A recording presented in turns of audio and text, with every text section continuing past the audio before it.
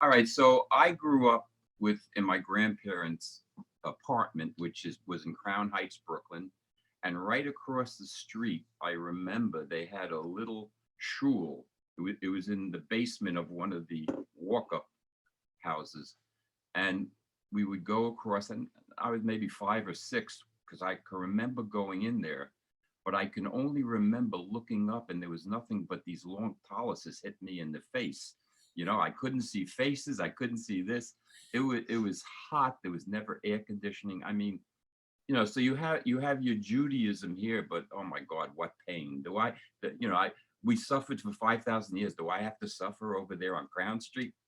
So that was the beginning of my religion, and I mean they kept us religion. I mean, I had to go to Hebrew school starting at the age of 8, 2 or 3 days a week. That was very difficult. Also, it was an extra thing I had to do. I didn't know the language. The teachers in those days were the old men in the hats that were smoking cigarettes in the classroom. It was an experience, but it's something that we all knew we had to do.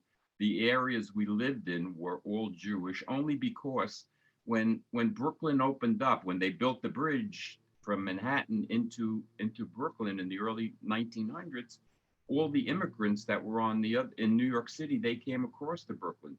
So of course, all the Polish people wanted to settle in an area with the same people. The black people from Harlem, they settled in Bedford Stuyvesant. The Jews went to Crown Heights. Not because anybody told us you had to go there, but you wanted to be with your own people.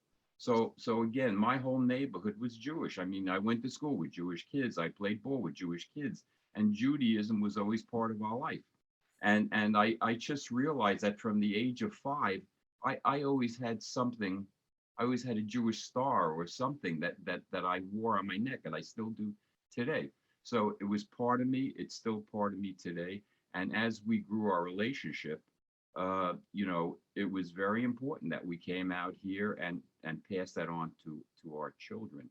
And I think Dale, when we first met, the thing that she liked so much about my family was that religious aspect. She didn't have that as much in her house. And we always, I think the food was always so important because you're passing on the tradition from generation to generation.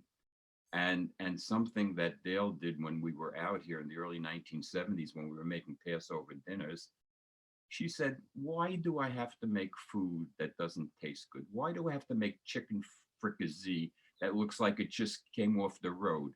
Why do I have to make dried out veal? And she started making different recipes using the veal, using meats, and sort of upgrading. And people like to come to Passover. I started making almond macaroons for Passover, instead of the dry sponge cake and all that stuff. So we've always been committed to Judaism, and as I've gotten older and I have more time to think back on life, uh, I realized that they say America was built on Judeo-Christian values, and people today are ripping this country apart, the religion, this and that. But those values weren't to be. It didn't say, oh, you had to worship a god, you had to do this. It told you how to live your life, basically. And those are the values that I looked at the Ten Commandments a couple of weeks ago. That's what we live by today. Nobody had to hit us over the head with that.